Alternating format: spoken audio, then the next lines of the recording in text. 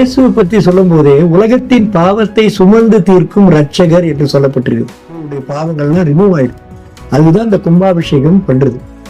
கடைசியில நான் இருக்கிற இடத்துல பூதான் இருக்கும் அப்படின்னாரு.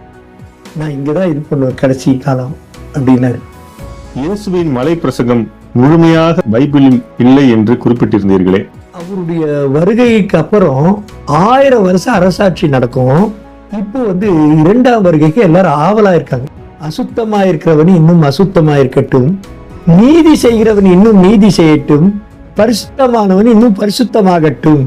உலகம் இரவும் பகலும் சேர்ந்தது, நன்மையும் தீமையும் செய்தது, முட்களும் பூக்களும் சேர்ந்தது. அதனால் கடைசி வரைக்கும் இதெல்லாம் தெய்வீக ரகசியங்கள். தெய்வீக ரகசியங்கள் ஒரு கிளிம்ஸ் தான் கிடைக்கும்.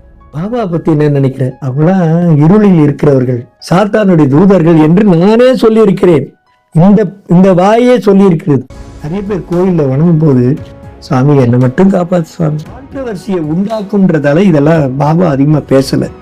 ஏன்னா அவருடைய நோக்கம் மதம் அல்ல.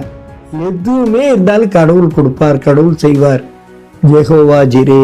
சுவாமி சத்ய சாய் பாபா யார்? இறைவனா அல்லது இறை தூதரா? இறைவன் அதாவது கர்த்தர் என்றால் எதை வைத்து சொல்கிறீர்கள்? கர்த்தர் என்பதற்கான அந்த சாராம்சம் கருத்தியல் பைபிளில் ஆதாரம் இருக்கிறதா?